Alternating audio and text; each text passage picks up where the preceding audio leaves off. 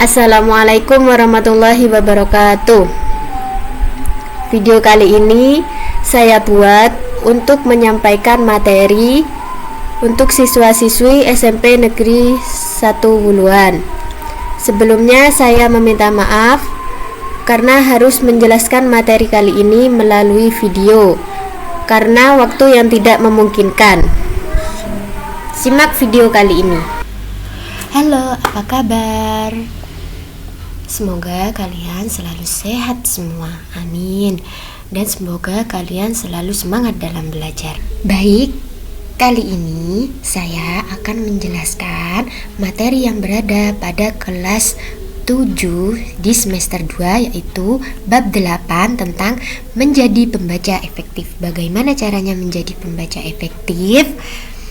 Sebelum saya jelaskan lebih jauh bagaimana caranya menjadi pembaca efektif, saya akan menjelaskan tentang kompetensi dasar pada pelajaran hari ini. Kompetensi dasar atau KD pada pelajaran hari ini ada 4. Yang pertama, 3.15 yaitu menemukan unsur-unsur dari buku fiksi dan non-fiksi yang dibaca. Yang kedua, 3.16 menelaah hubungan unsur-unsur dalam buku fiksi dan non-fiksi yang dibaca. Yang ketiga, 4.15 membuat peta pikiran atau rangkuman alur tentang isi buku non-fiksi atau buku fiksi yang dibaca. Yang keempat atau yang terakhir, 4.16 menyajikan tanggapan terhadap isi buku fiksi non-fiksi yang dibaca.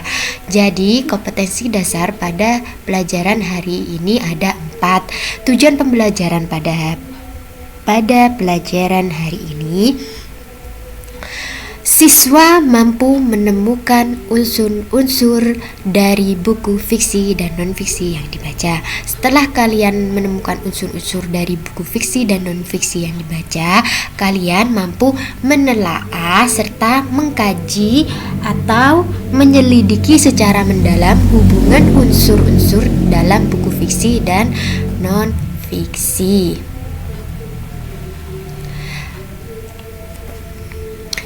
Pada materi yang pertama, yaitu materi yang poin A, membaca dan mengenali unsur pembangun buku non-fiksi. Membaca adalah jendela dunia. Dengan membaca, kita dapat merengkuh dunia. Begitu banyak kata bijak yang menyarankan kita banyak membaca buku. Bukan sekedar membaca Facebook atau membaca SMS dari berbagai ponsel pintar kita. Nah, intinya dari sekarang kalian harus sering-sering membaca buku agar memperoleh pengetahuan dan wawasan yang luas. Jangan hanya sekedar membaca Facebook serta SMS saja. Nah, secara garis besar, buku yang kita baca dikelompokkan menjadi 2 bagian, yaitu buku fiksi dan buku non-fiksi. Nah, di sini kan ada kata fiksi dan non-fiksi. Pasti kalian sudah mengetahui apa itu fiksi, apa itu non-fiksi. Fiksi adalah cerita rekaan atau cerita hayalan. Sedangkan non-fiksi, nonnya itu tidak, fiksinya tidak nyata. Berarti bukan yang tidak nyata, berarti nyata. Jadi, kalau dimasukkan di dalam buku fiksi adalah cerita atau kejadian yang tidak sesungguhnya. Contohnya buku fiksi yaitu buku cerita anak, novel, dongeng, cerpen. Sedangkan buku non-fiksi karena nyata, di sini buku non-fiksi yaitu cerita yang sesungguhnya yang disampaikan menurut pendapat atau opini atau kajian penulis. Contohnya buku pelajaran, ensiklopedia, jurnal, dokumenter, dan biografi. Jadi secara garis besar, buku fiksi itu adalah buku cerita rekaan atau hayalan, yaitu buku yang diciptakan oleh imajinatif sang penulis. Sedangkan non-fiksi itu adalah buku yang nyata, yaitu buku yang diciptakan melalui pengamatan atau observasi yang telah dilakukan.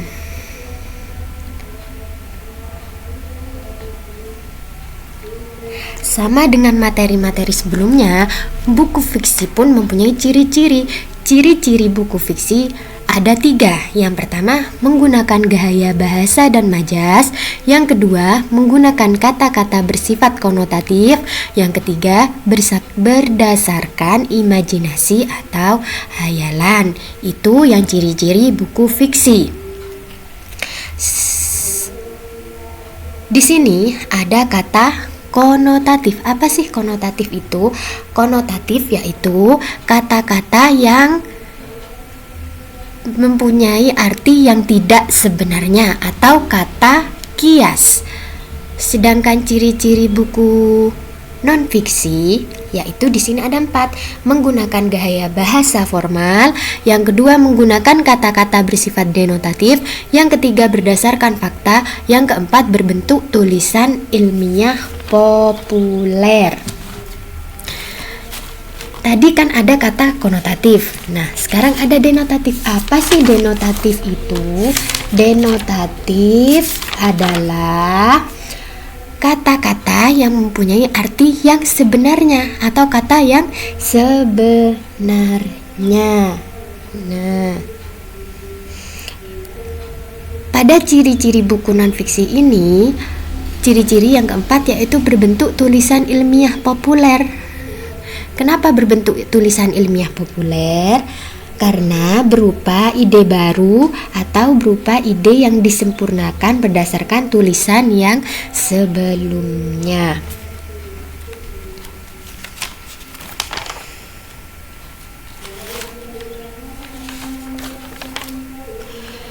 Perbedaan antara buku fiksi dan non-fiksi berdasarkan sifatnya.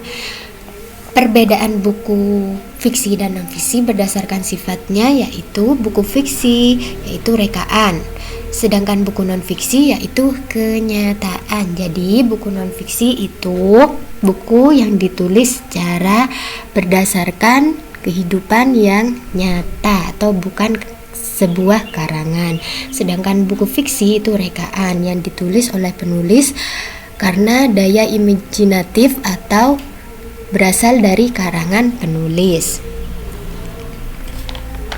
Sedangkan berdasarkan isinya, buku fiksi yaitu bersifat hiburan untuk pembaca. Sedangkan buku non-fiksi yaitu berisi informasi yang dapat kita peroleh agar kita mempunyai pengetahuan dan wawasan yang lebih luas.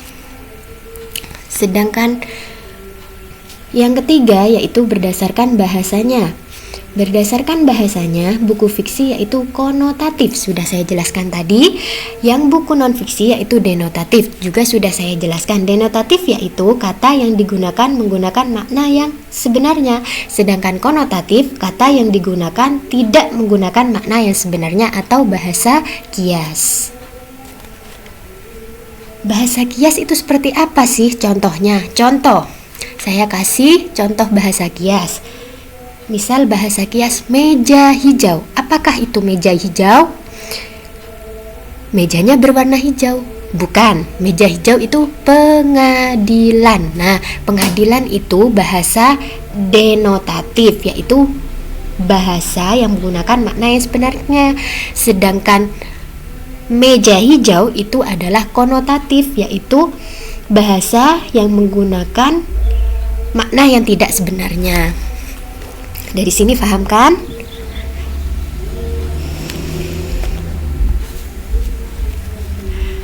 Sama dengan unsur fabel, unsur buku fiksi dan non-fiksi yaitu ada 2, unsur intrinsik dan unsur ekstrinsik.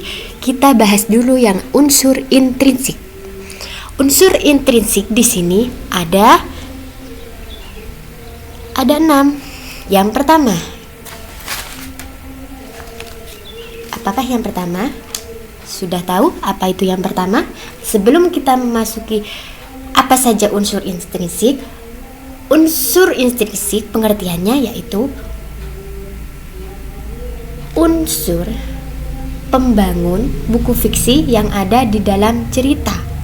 Atau unsur intrinsik merupakan unsur pembangun buku fiksi yang ada di dalamnya cerita.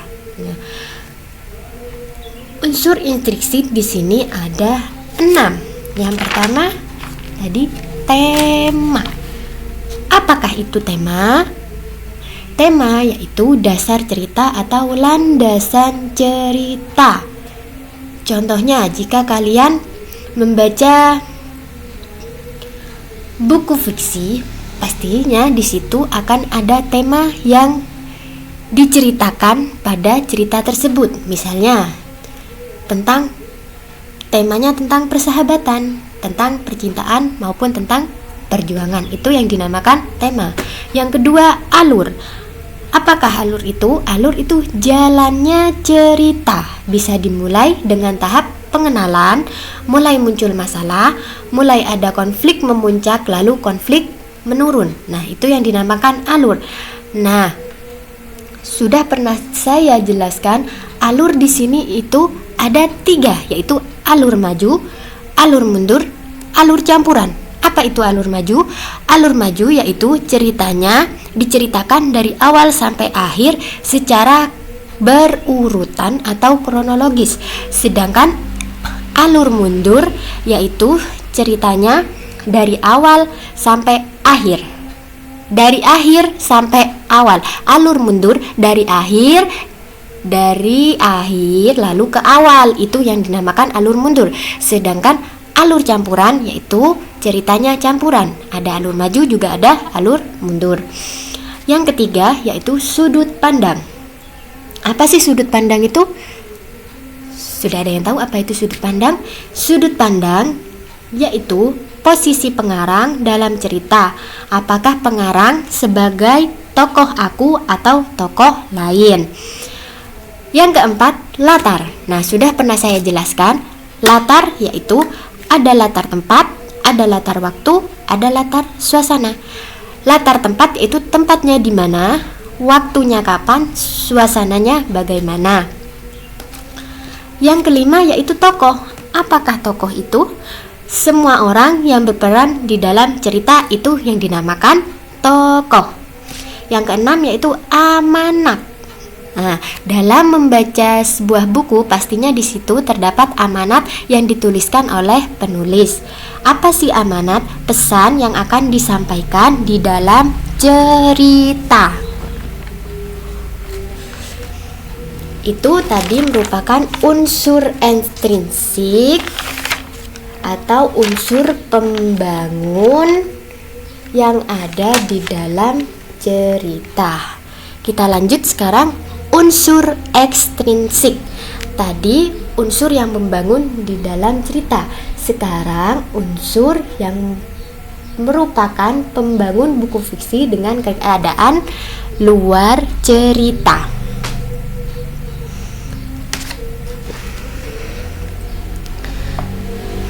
Yang pertama, di sini ada bahasa.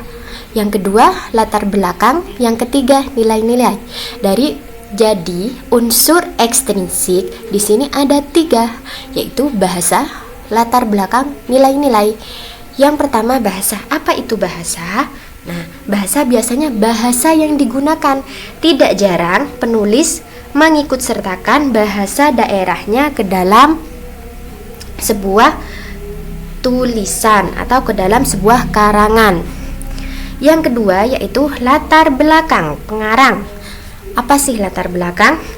Latar belakang pengarang tentu mempengaruhi isi buku atau sebuah karya. Yang ketiga, nilai-nilai. Nilai-nilai di sini ada 3 nilai. Nilai-nilai yang dapat diambil dari buku fiksi antara lain. Nomor 1, nilai moral. Apa nilai moral? Nilai yang berkaitan dengan baik buruk. Nilai yang kedua yaitu nilai religius. Nilai yang berkaitan dengan kepercayaan. Yang ketiga yaitu nilai sosial. Nilai yang berkaitan dengan hubungan masyarakat. Nah, itu tadi merupakan unsur ekstrinsik pembangun buku fiksi.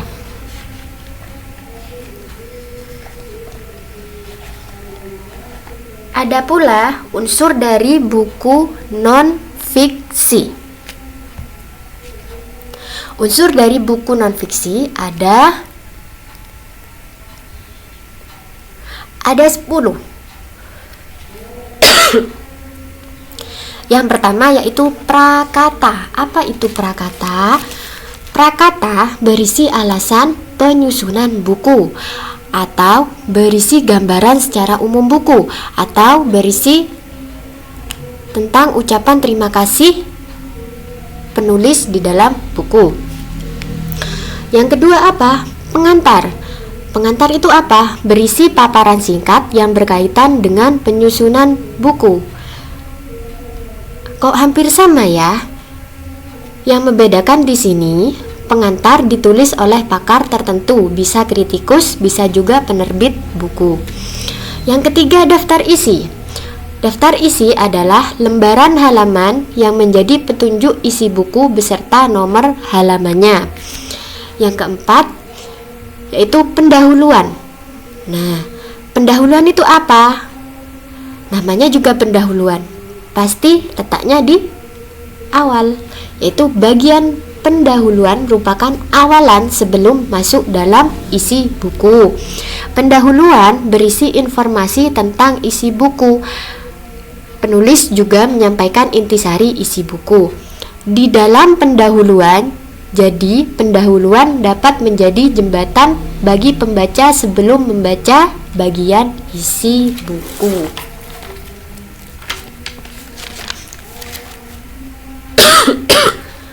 Yang ketiga apa? Daftar isi. Apa itu daftar isi? Bagian isi buku merupakan bagian inti buku. Bagian inti ini memuat informasi yang mengenai isi buku. Bagian isi harus membahas sama dengan topik atau harus sama dengan topik. Jadi isi buku harus sama dengan topik yang dibahas di dalam buku. Yang keenam yaitu penutup atau simpulan. Bagian penutup atau simpulan merupakan bagian akhir dalam sebuah buku. Yang ketujuh yaitu glosarium. Glosarium berisi daftar kata atau istilah penting yang disusun berdasarkan alfabetis. Yang kedelapan, lampiran. Lampiran berisi lembaran tambahan yang dianggap penting tetapi tidak dibahas di dalam buku. Yang kesembilan yaitu daftar pustaka. Apa itu daftar pustaka? Daftar pustaka berisi acuan atau referensi dalam menyusun buku. Nah, dalam penulisan daftar pustaka kita harus mengikuti acuan atau sesuai pedoman Natajukopen.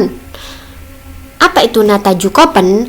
Nah, nama, ta, tahun, judul, kota, penerbit. Jadi nama penulis, ta, tahun terbit, judul buku, kota tempat penerbitan, penerbit dari buku. Jadi dalam menulis daftar pustaka kita harus mengikuti acuan yang telah saya jelaskan barusan dan harus mengikuti tanda baca yang telah saya tuliskan di pelajaran hari ini. Yang ke-10 yaitu indeks. Indeks berisi daftar kata kunci beserta halaman kata tersebut dalam buku. Biasanya indeks ditulis secara urut. Indeks memudahkan pembaca menemukan kata kunci.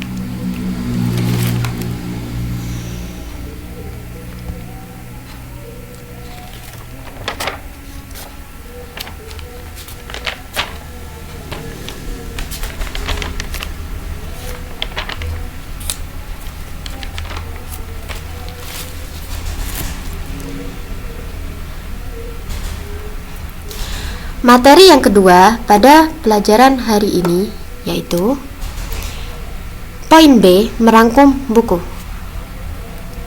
Rangkuman disebut juga sebuah ringkasan. Merangkum adalah kegiatan membuat kalimat atau pembahasan tersendiri dengan cara mengambil poin-poin penting yang ada di materi atau bab yang disingkat. Dalam merangkum, kita harus mencatat poin-poin penting dari halaman depan sampai belakang dalam sebuah materi atau bab dan tidak boleh loncat halaman. Secara singkat, merangkum menulis ulang sebuah materi dengan cara menghilangkan pembahasan yang tidak atau kurang penting supaya dalam pembahasan baru hanya ada topik-topik penting. Nah, di sini ada dua cara merangkum, yaitu yang pertama, merangkum berdasarkan gagasan pokok. Yang kedua, merangkum dengan pemetaan pikiran. Kita bahas dulu yang merangkum berdasarkan gagasan pokok. Apa sih gagasan pokok itu? Gagasan pokok ialah ide atau hasil pemikiran utama dalam sebuah paragraf. Langkah merangkum berdasarkan gagasan pokok bisa kalian lihat pada buku paket kalian halaman 277. Nah, di situ sudah ada langkah merangkum berdasarkan gagasan pokok. Yang pertama yaitu bacalah informasi umum buku seperti judul, pengarang, penerbit. Jika berupa artikel, catat nama pengarang, nama media, tanggal terbit. Yang kedua, ketahui secara umum isi buku melalui daftar isi dan kata pengantar. Yang ketiga, buku yang baik memiliki susunan berpikir yang terurai dengan baik dalam bab dan subbab. Setiap subbab dijabarkan ke dalam paragraf. Setiap paragraf memiliki satu pemikiran utama. Berdasarkan butir nomor 3, maka kita dapat merangkum bacaan dari pokok-pokok pikiran yang terdapat dalam setiap paragraf. Itu yang nomor 4. Lihat kembali pelajaran di kelas 7 tentang gagasan utama dan gagasan rincian. Yang kelima, merangkum bacaan dapat dilakukan dengan menyusun pokok pikiran atau gagasan utama setiap paragraf. Bisa kalian lihat pada halaman selanjutnya, halaman 278, yaitu format merangkum dengan teknik menentukan gagasan utama dan gagasan rincian adalah sebagai berikut. Yang pertama, yaitu judul buku. Pastinya kalian dalam membaca sebuah buku pasti di situ terdapat judul. Nah, judul buku itu apa? Nah, kalian bisa dituliskan di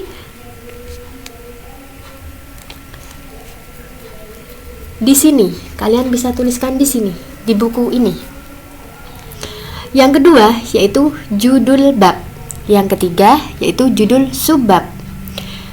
Yang keempat, gagasan utama setiap paragraf dalam subbab. Paragraf 1 gagasan utamanya apa? Paragraf 2 gagasan utamanya apa? Paragraf 3 gagasan utamanya apa? Nah, itu yang dinamakan merangkum pada langkah berdasarkan gagasan pokok. Ada lagi contoh langkah merangkum dengan cara memadukan pokok-pokok isi buku. Jadi, kalian merangkum hanya mengambil pokok-pokoknya atau inti-intinya yang ada di dalam buku. Misalnya, saya ambil pada contoh buku paket halaman 209, yaitu contoh bab 2, mengembangkan minat baca anak. Di sini terdapat pokok dan nomor halamannya. Nomor halamannya 37. Mengembangkan minat baca anak 37. Berawal dari minat 38. Perkembangan minat baca pada anak 52. Pengembangan minat baca pada anak di lingkungan keluarga 78. Nah, di sini cara mengajukan pertanyaan. Pertanyaannya sesuai dengan pokok-pokok isi yang telah kalian catat barusan. Yang pertama, bagaimana mengembangkan minat baca anak? Yang kedua, dari mana awal minat baca? Yang ketiga, bagaimana perkembangan minat baca anak. Yang keempat, bagaimana pengembangan minat baca anak di keluarga. Nah, di sini juga sudah ada contoh kutipan rangkuman buku fiksi. Bisa kalian baca sendiri pada halaman 280. Nah, yang kedua sekarang yaitu merangkum dengan pemetaan pikiran. Langkah merangkum dengan pemetaan pikiran di sini yaitu nomor 1, bisa kalian lihat pada buku paket halaman 281. Nomor 1, tulis judul di tengah-tengah kertas dan beri gambar yang sesuai untuk memudahkan mengingat judul tersebut. Berarti kalian kalau ingin membuat pemetaan pikiran, berarti kalian harus menulis judulnya terlebih dahulu. Yang kedua, buat cabang utama terkait topik tadi, misalkan apa definisi mind map, bagaimana otak bekerja, apa itu kesuksesan, latihan apa yang bisa dilakukan dan bagaimana aplikasinya. Yang ketiga, teruskan dengan membuat cabang-cabang utama lainnya dan gunakan warna berbeda. Yang keempat, ingat beri label setiap cabang hanya dengan kata kunci saja. Kenapa memberi label setiap cabang hanya dengan kata kunci saja? Agar mudah menemukan kata kunci yang dicari. Semakin sedikit semakin baik. Kalian mencatat bukan untuk menghafal, melainkan untuk memahami dengan bahasa sendiri. Yang kelima, selanjutnya dari tiap cabang buat sub cabang untuk hal-hal yang saling berhubungan. Yang keenam, gunakan garis-garis lengkung dan alur yang nyaman buat tidak ada aturan khusus dalam membuat peta pikiran. Yang ketujuh atau terakhir, jika ada hal-hal yang berhubungan pada sub yang berbeda, kalian bisa menarik garis sebagai pengingat adanya kaitan antara kedua hal tersebut. Bisa kalian lihat pada penjelasan tadi sudah ada contoh di bawahnya, yaitu pemetaan pikiran merangkum buku ke dalam selembar catatan, halaman 281.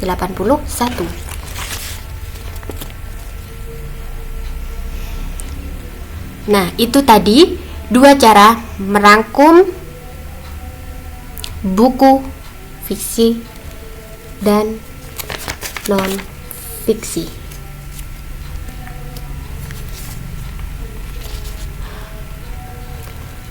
Sekarang kita lanjut pada cara membuat rangkuman. Cara membuat rangkuman yang pertama. Cara membuat rangkuman di sini ada 4. Yang pertama yaitu membaca teks asli. Yang kedua, menuliskan ide pokok tiap paragraf. Yang ketiga, menulis rangkuman. Yang keempat, membaca kembali rangkuman. Yang pertama yaitu membaca teks asli. Membaca teks asli, mendengarkan teks naskah yang dibacakan. Dengan membaca, maka kita akan mengetahui informasi yang ada di dalamnya. Dalam merangkum, membaca adalah bagian pokok utama yang harus dilakukan sebelum membuat rangkuman. Hal ini akan memudahkan kita untuk memahami, mengingat, dan mengerti akan isi naskah sehingga akan mempermudah dalam membuat rangkuman. Yang kedua yaitu menuliskan ide pokok tiap paragraf. Pada tahap kedua, setelah membaca teks atau mendengarkan isi teks, selanjutnya ialah menentukan gagasan atau ide pokok pada tiap-tiap paragraf atau menentukan isi pokok dari naskah yang dibacakan. Setelah memperoleh ide pokok, rangkuman dapat dibuat dengan menggunakan bahasa kalian sendiri. Bahasanya lebih sederhana dibandingkan bahasa teks. Yang ketiga yaitu rangkuman adalah ringkasan. Tulislah yang menjadi teks pokok yang memang harus ditulis. Rangkuman adalah ringkasan tulislah yang menjadi teks pokok yang memang harus ditulis. Rangkuman disusun secara kronologis. Dan setelah selesai, kalian harus membaca ulang atau membaca kembali rangkuman yang telah kalian buat. Hal ini untuk mengantisipasi ide pokok atau informasi yang belum ditulis. Oke, next, lanjut. Sekarang materinya kita sampai pada poin C, menelaah unsur buku dan membuat komentar.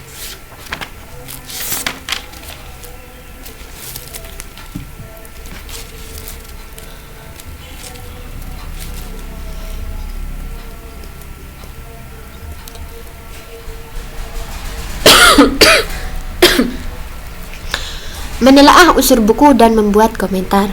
Mengomentari isi buku yang telah kalian baca, baik itu buku fiksi maupun non-fiksi. Kalian akan diminta mengomentari isi buku yang telah kalian baca, baik buku fiksi dan buku non-fiksi. Jadi, menelaah atau mengkaji unsur buku dan membuat komentarnya. Pada bagian ini, kamu akan belajar hubungan unsur buku dan penggunaannya. Membuat komentar buku. Kalian bisa lihat pada buku paket Bahasa Indonesia halaman 282. Di situ sudah ada menelaah unsur buku dan membuat komentar. Unsur-unsur buku fiksi dan non-fiksi yang dapat dikomentari. Unsur buku non-fiksi yang dapat dikomentari yaitu di sini ada 7. Yang pertama yaitu bagian cover buku.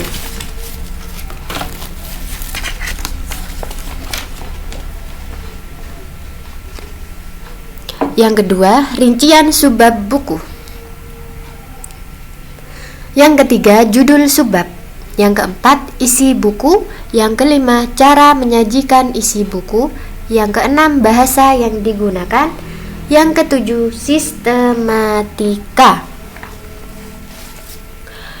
Bagian cover buku, yaitu bagian yang terdapat pada sampul atau cover yang dibaca oleh si pembaca buku.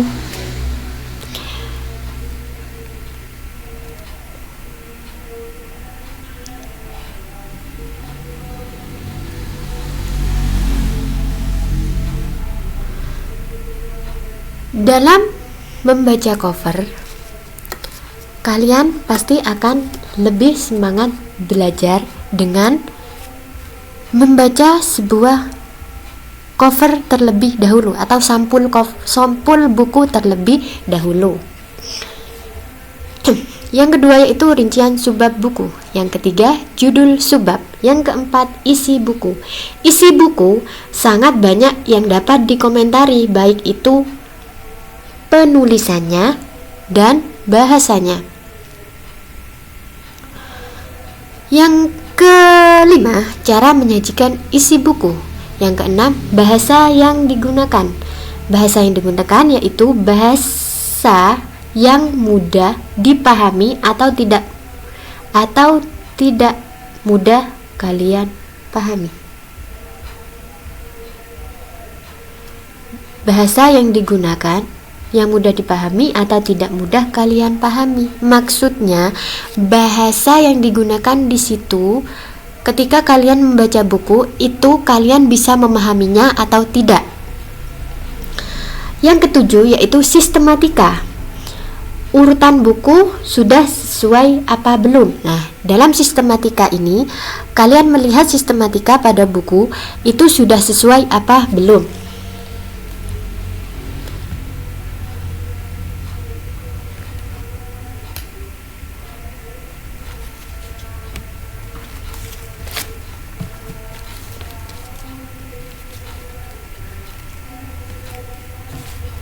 Yang selanjutnya yaitu unsur buku fiksi yang dapat dikomentari. Di sini unsur buku fiksi yang dapat dikomentari juga terdapat ada 7. Yang pertama, bagian cover buku. Yang kedua, rincian subbab buku. Yang ketiga, judul subbab buku.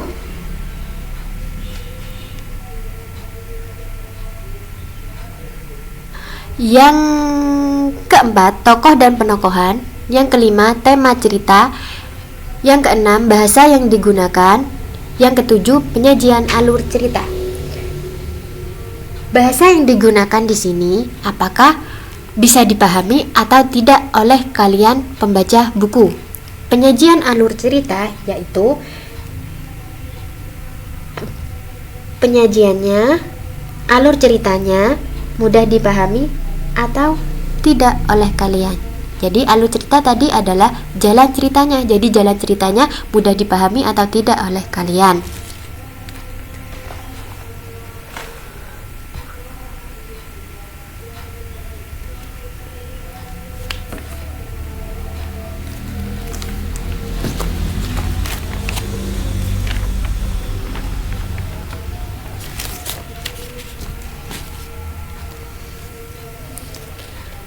Nah, dalam mengomentari buku, di sini ada pertanyaan pemandu untuk mengomentari.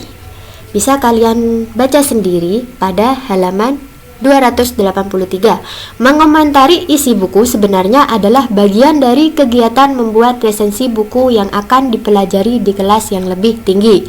Yang dinilai adalah segi kelebihan dan kekurangan buku. Hal-hal yang bisa dikomentari pada buku fiksi dan non-fiksi dipaparkan berikut. Langkah untuk dapat menilai buku non-fiksi adalah dengan membaca buku yang akan dinilai. Saat membaca, jawablah pertanyaan berikut. Nah, di sini sudah terdapat pertanyaan untuk memandu kalian untuk mengomentari si buku. Yang pertama yaitu apa judul dan tema buku. Yang kedua, apa bidang ilmu yang dibahas dalam buku. Yang ketiga, apa garis besar isi buku. Yang keempat, apakah buku ditunjang oleh gambar atau foto, ilustrasi, tabel, grafik? Apakah cukup membantu memperjelas? Yang kelima, bagaimana penulis merinci menjadi subbab buku? Apakah sistematika mudah diikuti? Yang keenam, apakah bahasanya mudah dipahami? Dan yang ketujuh atau terakhir, bagaimana penulis membuka dan mengakhiri tulisannya? Buku fiksi. Langkah untuk dapat menilai buku fiksi adalah dengan membaca buku yang akan dinilai. Kalian baca sendiri pada halaman 283. Yang terakhir materinya yaitu poin D, mengamati contoh komentar terhadap buku fiksi dan non-fiksi. Nah, mengamati contoh komentar, berarti komentar karena ada kata komentar, berarti di sini mengomentari yaitu memberikan kritik. Baik itu kritik yang membangun ataupun yang tidak membangun. Komentar di sini dalam mengomentari buku, kita bisa mengomentari kelebihan dan kekurangan buku. Bisa kalian lihat contohnya pada halaman 284. Sudah sekian materi hari ini. Kurang lebihnya, bila ada salah kata, mohon maaf. Jangan lupa bantu like, komen, dan subscribe. Terima kasih. Assalamualaikum warahmatullahi wabarakatuh.